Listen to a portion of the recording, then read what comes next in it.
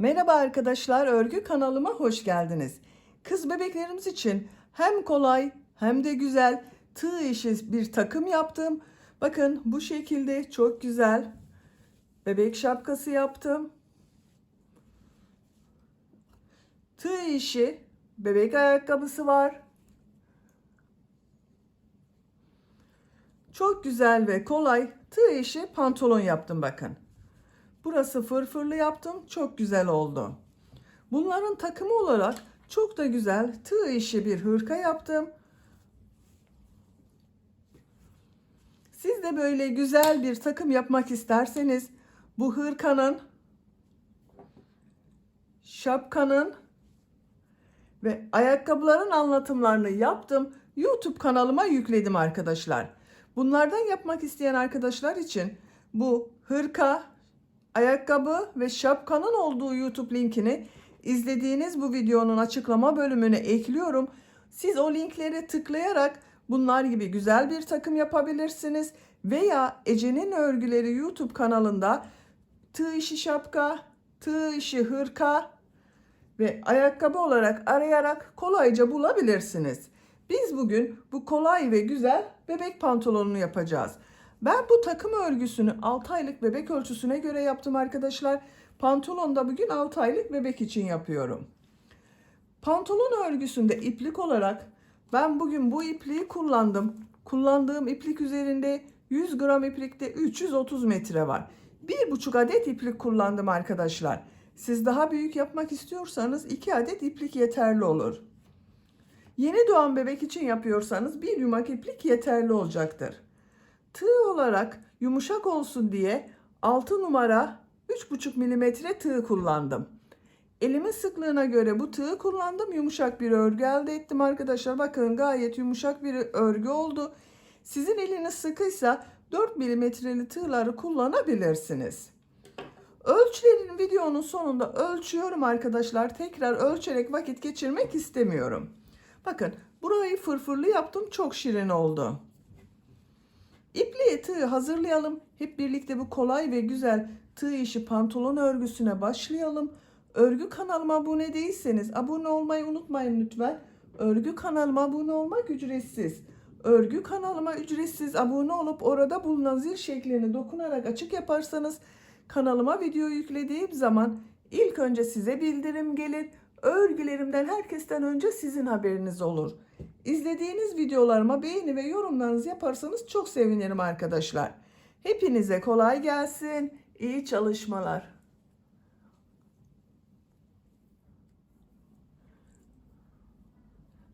Örgüye zincir yaparak başlıyorum. İlk ilmeği ben bu şekilde yapıyorum. Zincirleri yapmaya başlıyorum. İlk önce bel örgüsünü yapacağız arkadaşlar. Çok sıkı yapmıyorum bakın zincirleri. 104 zincir yapalım. 104 zincir yaptım. Çok sıkı zincirler yapmadım. 104 zincirin kaç santimetre olduğunu ölçüyorum.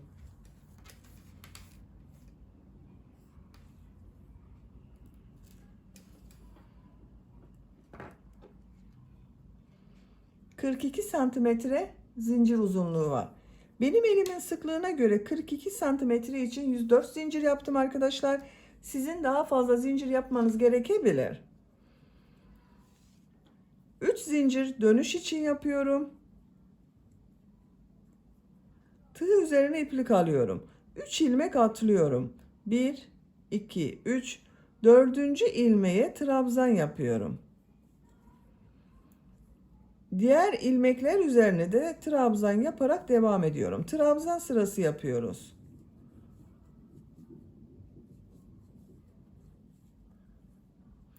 Bu sıra başında yaptığım 3 ilmek atlayarak yaptığımda bir trabzan. Sıra sonuna kadar devam edelim. Sıra sonuna kadar trabzanları yaptım. Bir sıra trabzan sırası elde ettim. Bu bir sıra üzerinde 104 trabzan var. Bunu birleştiriyorum arkadaşlar. Bakın şu şekilde elimle düzeltiyorum. Bu ilmek ile ilmek kaydırma yaparak sırayı birleştiriyorum. Artık yuvarlak olarak devam edeceğiz. Bu sırada bu yaptığım trabzanları bir düz bir ters boşluktan alıp trabzan yapıyoruz. 2 zincir yapıyorum. Tığ üzerine iplik alıyorum. İlk trabzan boşluktan alıyorum. Trabzan yapıyorum. Tekrar tığ üzerine iplik alıyorum. İkinci trabzanı ters taraftan şu şekilde boşluktan alıyorum. Trabzan yapıyorum. Düz taraftan boşluktan alıyorum. Trabzan yapıyorum. Ters taraftan boşluktan alıyorum. Trabzan yapıyorum.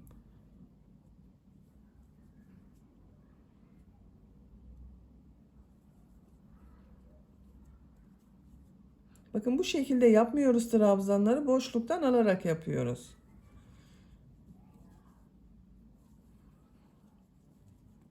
Kabarık bir görüntü elde ediyoruz. Burayı da birleştirelim. Bakın iplik ucu duruyor. Şuraya şu ilmeğe tığ takıyorum. İpliği çekiyorum. İlmek yapıyorum. Bakın birleşti. Sıra sonuna kadar devam edelim. Trabzanları bir düz bir ters boşluktan aldım. Trabzan yaptım. Sıra sonuna kadar tamamladım. Son trabzanı da düz taraftan boşluktan aldım. Trabzan yaptım. Bu 2 zincir yaptım sıra başında. Bununla ilmek kaydırma yaparak birleştiriyorum. Sıra başında yaptığım bu 2 zincir ters tarafta görünen trabzan oldu. Bakın görüntüsü böyle oldu arkadaşlar. Kabarık görüntüler elde ettik. Esnek bir görüntüsü var bakın. 3. sıradayım. 2 zincir yapıyorum. Bu sırada bu trabzanları nasıl görüyorsam o yönde boşluktan alıyorum, trabzan yapıyorum. Düz tarafta görüyorum. Düz taraftan boşluktan alıyorum, trabzan yapıyorum. Ters tarafta görünüyor. Ters taraftan boşluktan alıyorum, trabzan yapıyorum. Düz tarafta görüyorum. Düz taraftan boşluktan alıp trabzan yapıyorum. Ters taraftan boşluktan alıyorum, trabzan yapıyorum.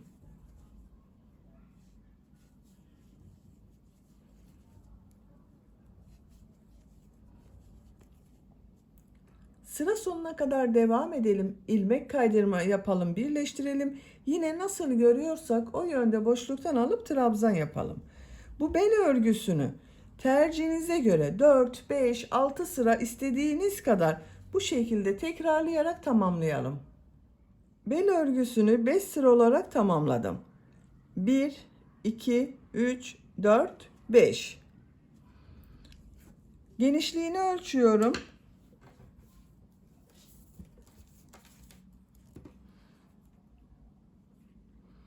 3 santimetre genişlik var. Benim tercihime göre bu yeterli. Siz isterseniz bunu 4 veya 6 sıra olarak yapabilirsiniz. Bu sıradan itibaren yarım trabzanlar yapıyorum. Bir zincir yapıyorum. Tığ üzerine iplik alıyorum. İlk ilmek üzerine trabzan yapıyor gibi yaptım bakın. Tığ üzerinde 3 ilmek var. Hepsinin içinden bir defa da çekiyorum. Tığ üzerine iplik alıyorum. Yarım trabzan yapıyorum. Tığ üzerine iplik alıyorum. Yarım trabzan yapıyorum.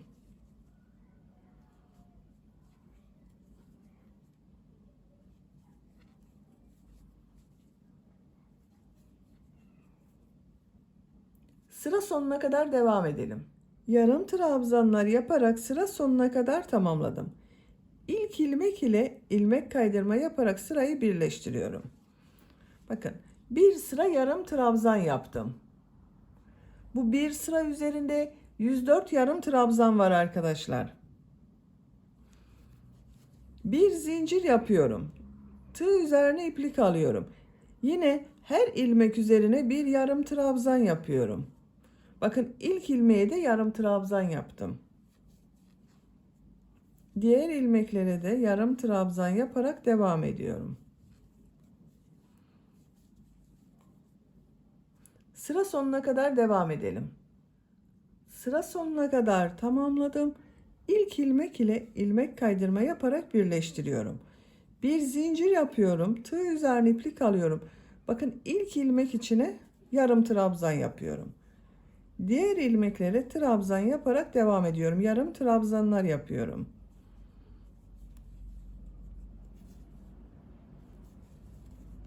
Bakın görüntüsü böyle oluyor. Örgü bu şekilde devam edecek arkadaşlar. Yarım trabzanları tekrarlayarak örgüye devam edelim. Pantolonun gövde örgüsünü 23 yarım trabzan sırası yaptım. Sayıyorum: 1, 2, 3, 4, 5, 6, 7, 8, 9, 10, 11, 12, 13, 14, 15, 16, 17, 18, 19, 20, 21, 22, 23. Benim yapacağım ölçü için bu yeterli. Santimetre olarak ölçüyorum. Bakın gövde yüksekliği 19 santimetre arkadaşlar. Siz yapacak olduğunuz çocuğun büyüklüğüne göre bunu daha kısa veya daha uzun yapabilirsiniz. İstediğiniz kadar bu sırayı tekrarlayabilirsiniz. Ben bugün 6-12 aylık bir bebek için yapıyorum. Bu ölçüde oldu. Şimdi bacak örgülerini ayıracağız. Benim bu bir sıra üzerinde 104 yarım trabzan var. Bunun yarısını bir bacak, yarısını bir bacak için yapıyorum. Bakın ben işaret yaptım.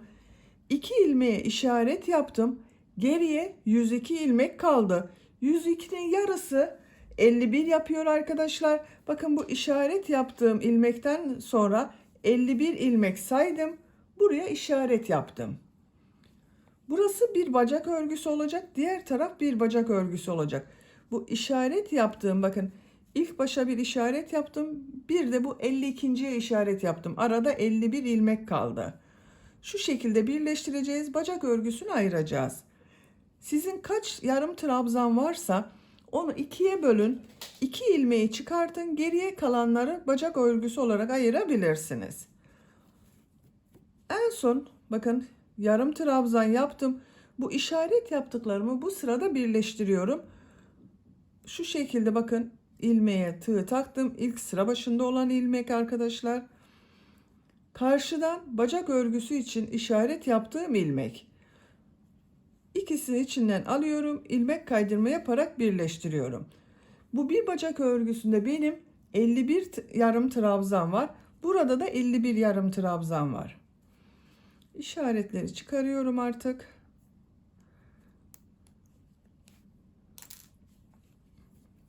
Bakın bu orta bölümü birleştirdik. Bir zincir yapıyorum. Tığ üzerine iplik alıyorum. Aynı ilmeğe yapmıyorum bakın. Yanında bulunan ilmeğe yarım trabzan yapıyorum. Diğer ilmeklere yarım trabzan yaparak devam ediyorum.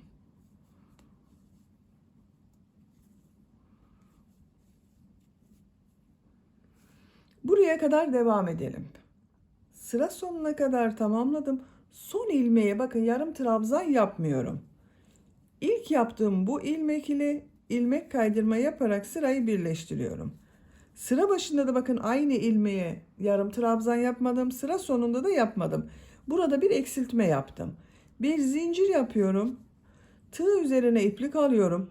Bakın ilk ilmek üzerine yarım trabzan yapıyorum. Diğer ilmeklere yarım trabzan yaparak devam ediyorum.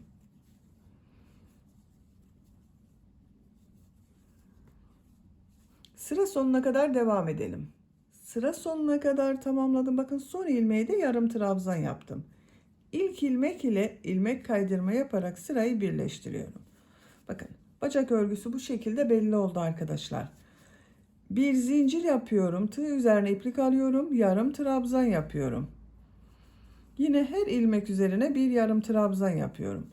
Bacak örgüsü çok dar olsun istemiyorum. Çok fazla kesme yapmıyorum. Bakın bacak genişliği bu şekilde olacak. Pantolon olacak arkadaşlar. Biraz dar olsun istemiyorum. Bu bacak örgüsü bu sayı ile devam edecek. Şimdi diğer bacak örgüsünde başlayalım. İki bacak örgüsünü birlikte devam ederiz. İpliğin diğer ucunu çıkardım. Bakın buradan ipliği bağlıyorum. Bu birleştirme yaptığım ilmekten.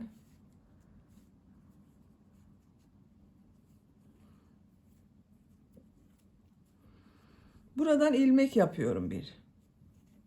Tığ üzerine iplik alıyorum. Bu ilk ilmeğe yapmıyorum. İkinci ilmeğe yarım trabzan yapıyorum. İplik ucunu da içinde tutuyorum. Diğer ilmeklere yarım trabzan yaparak devam ediyorum. Yine her ilmeğe bir yarım trabzan yapıyoruz. Sıra sonuna kadar devam edelim. Sıra sonuna kadar tamamladım. Bakın bu son ilmeğe yarım trabzan yapmıyorum. İlk ilmek ile ilmek kaydırma yaparak sırayı birleştiriyorum. Bir zincir yapıyorum. Tığ üzerine iplik alıyorum. İlk ilmek üzerine yarım trabzan yapıyorum. Diğer ilmeklere de yarım trabzan yaparak devam ediyorum.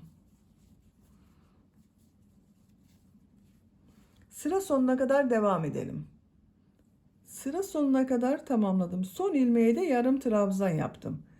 İlk ilmek ile ilmek kaydırma yaparak sırayı birleştiriyorum. Bir zincir yapıyorum. Tığ üzerine iplik alıyorum. Aynı ilmek içine yarım trabzan yapıyorum. Diğer ilmeklere yarım trabzan yaparak devam ediyorum. Bu bacak örgüsü de bu şekilde devam edecek arkadaşlar. Her iki bacak örgüsünü devam edeceğiz. Bir bacak örgüsünün kaç santimetre olduğunu ölçüyorum genişliğinin. 13 santimetre, bakın benim bir bacak örgüsü 13 santimetre. Çok dar olsun istemiyorum. Bu genişlik bakın yeterli. Siz daha dar olsun istiyorsanız burada bakın sıra başında ve sıra sonunda bir iki ilmek kesme yapabilirsiniz. Biz sadece ilk sırada ilk ilmeğe ve son ilmeğe yarım trabzan yapmadık. 2 ilmek kesme yaptım. Bakın bu şekilde devam ediyor. İki bacak örgüsünü yapacak olduğunuz çocuğun büyüklüğüne göre sırayı tekrarlayarak devam edelim. Bacak örgüsünde 23 sıra olarak yaptım. Sayıyorum, bakın birleştirme yaptığım yerden itibaren 2, 4, 6, 8, 10, 12, 14, 16, 18, 20, 22, 23. Santimetre olarak ölçüyorum. 17 santimetre yükseklik var. Bu benim için yeterli arkadaşlar, bu yükseklik. Siz tercihinize göre bir iki sıra fazla veya bir iki sıra eksik yapabilirsiniz. İstediğiniz kadar uzatabilirsiniz. Bakın diğer bacak örgüsünde ben tamamladım. Uç bölümüne de bu şekilde fırfırlar yaptım. 2 sıradan oluşan fırfır bölümü yaptım. Bu bacak örgüsünde aynısını yapıyoruz. Bu bacak örgüsünde bu sayı ile yaptım. Fırfır bölümü yaptım. Genişliğini de ölçelim. Bakın bitmiş olarak bu bacak genişliğini ölçüyorum. 13 santimetre bakın. Değişen bir şey olmadı. 3 zincir yapıyorum. Bu sırada her ilmek üzerine 3 trabzan yapıyorum. Tığ üzerine iplik alıyorum. Aynı ilmeğe 3 trabzan yapıyorum.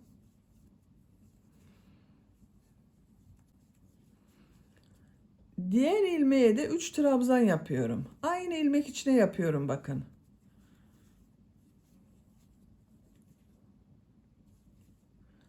Bir ilmeğe 3 trabzan yapıyorum. Bu şekilde her ilmeğe 3 trabzan yaptığımız için bunun gibi fırfırlı bir görüntü elde ediyoruz. Biraz uzun yaparsanız daha güzel olur. Bakın ben sıkı yapmıyorum trabzanları. Bakın her ilmeğe 3 trabzan yapıyorum. Sıra sonuna kadar devam edelim. Sıra sonuna kadar tamamladım. Son ilmeğe de 3 trabzan yaptım. Bu ilk ilmek ile ilmek kaydırma yaparak sırayı birleştiriyorum. Bakın fırfırlı bir görüntü elde ettik arkadaşlar. Bu sırada her ilmek üzerine 3 trabzan yaptım. İkinci sıradayım. 3 zincir yapıyorum. Tığ üzerine iplik alıyorum. Bu sırada her ilmek üzerine bir trabzan yapıyorum. Arttırmaları bu ilk sırada yaptık. Burada herhangi bir arttırma yapmıyorum. Her ilmek üzerine trabzan yapıyorum. Sıra sonuna kadar devam edelim. Sıra sonuna kadar tamamladım. İlmek kaydırma yaparak sırayı birleştiriyorum. İpliği kesiyorum. Ben kestim. Bitirdim. Bakın bu sırada her ilmek üzerine bir trabzan yaptım. Bacak örgüsünün görüntüsü bu şekilde oldu. Siz tercihinize göre bu fırfır bölümünü üst sıra yapabilirsiniz. Üçüncü sırada yine her ilmek üzerine birer trabzan yaparak devam edebilirsiniz. Ben 2 sırayı yeterli görüyorum. Böylece pantolon örgüsünü de bitirmiş oldum. Bakın çok güzel oldu arkadaşlar. Fırfırlı fırfırlı güzel oldu. Bitmiş olarak size ölçülerini söylüyorum. Buradan gövde genişliğini ölçüyorum. 26 santimetre. Yüksekliğini ölçüyorum. Bu gövde yüksekliğini ölçüyorum. 19 santimetre. Bacak örgüsünü ölçüyorum. 19 santimetre. Ben bugün 6-12 ay arası bir bebek için yaptım. Bu ölçüde oldu arkadaşlar. Çok güzel oldu bakın. Beni dinlediğiniz ve izlediğiniz için hepinize çok teşekkür ederim. Örgü kanalıma abone değilseniz abone olmayı unutmayın lütfen. Örgü kanalıma abone olmak ücretsiz. Örgü kanalıma ücretsiz abone olup orada bulunan zil şeklini dokunarak açık yaparsanız kanalıma video yüklediğim zaman ilk önce size bildirim gelir. Örgülerimden herkesten önce sizin haberiniz olur. İzlediğiniz videolarıma beğeni ve yorumlarınızı yaparsanız çok sevinirim arkadaşlar. Sizlerle yeni örgülerde görüşmek dileğiyle. Hoşça kalın, sevgiyle kalın.